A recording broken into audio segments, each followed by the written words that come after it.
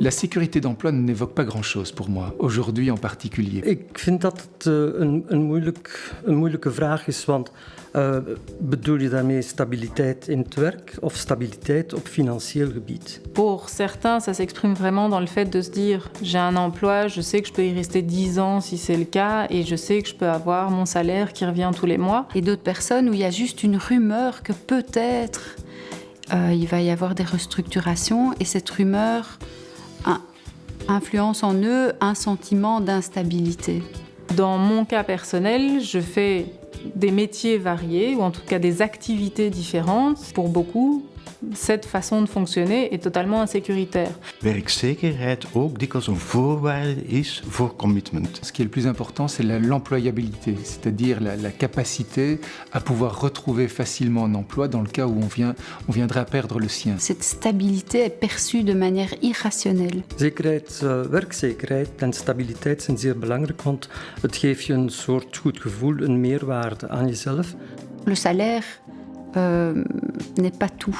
Ça ne donne pas la notion du pouvoir pour une personne. Il est important d'avoir un salaire qui permette d'offrir à ma famille une vie décente. Personnellement, je pense que le salaire, financier, c'est une part, mais il y a après un retour qu'on a de son travail qui va être non monnayable et qui est beaucoup plus important, personnellement. Et pour moi, pouvoir me sentir, m'épanouir, me développer dans mon travail, c'est essentiel. Het is heel belangrijk dat je je goed voelt in je vel en dat je je goed voelt in de omgeving waar je werkt.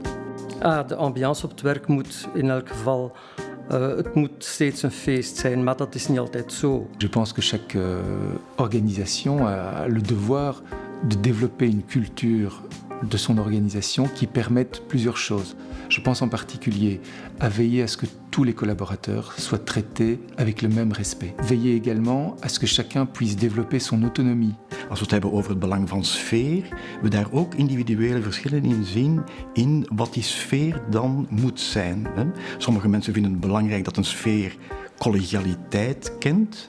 Anderen vinden het belangrijk dat een sfeer eerder een sfeer is van teamwork. En anderen vinden dan weer al dat een spirit van competitiviteit de ideale sfeer is op een werk. Je pense qu'à partir du moment où on est dans un univers qui nous correspond, alors on est capable de donner beaucoup plus de qui on est. Het belang van de geest is dus heel erg individueel verschillend. Le temps de trajet est un des soucis de stress numéro 1. Verplaatsingen worden niet door iedereen als een probleem ervaren. We zien dat mensen juist dankzij het feit dat ze zich moeten verplaatsen en daar tijd moeten aan besteden, een soort ritueel beleven om bijvoorbeeld van thuis naar het werk zich al wat in te leven en voor te bereiden op de werkcontext die nu te wachten staat. En omgekeerd van het werk naar huis wordt die tijd dan dikwijls nuttig gebruikt om juist een beetje los te komen van de werkdag. Dans le cabinet, quelque chose que je pose directement et votre travail, c'est un temps plein. Les trajets sont fatigants, est-ce qu'ils sont longs et les gens me ramènent tous, mais voilà, je suis obligée d'être à telle heure, il y a des files. Il y a vraiment un gros souci au niveau des déplacements. Ce qui me paraît important, c'est qu'il y ait une convergence entre le lieu de travail et le lieu de vie. In onze huidige samenleving is het toch ook wel belangrijk dat je een familiaal leven hebt.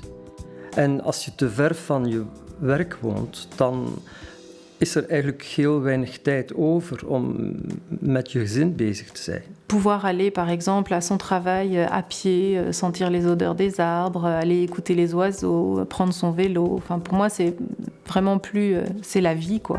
Il ne me paraît pas important aujourd'hui de se baser sur la taille de l'entreprise pour la juger. Ce qui est fondamental, c'est la façon dont on gère l'organisation et non pas la taille de celle-ci. Travailler pour une entreprise connue, ça pose toujours dans la société. Quand on parle à ses amis, à sa famille, je viens d'être engagée chez un tel, ça amène ah oui, c'est bien, je connais quelqu'un qui, etc. Une société dont on ne connaît pas le nom, on reste connu que par ceux qui nous connaissent. Donc on ne peut pas être connu par tout le monde. Et je pense qu'une société peut avoir d'extrêmement bonnes valeurs, même si on ne la connaît pas. Donc si vous dites le nom de votre entreprise qui a 12 personnes et qui est une toute petite boîte, ben, on dit « Ah oui, et ils font quoi ?» et on est beaucoup moins le centre d'intérêt. Pour moi, le fait que ce soit connu ou pas, ce n'est pas un critère de choix dans le travail. Par contre, il y a des grosses sociétés qui ont un nom connu, mais pas spécialement connu positivement. Il faut encore avoir une bonne image.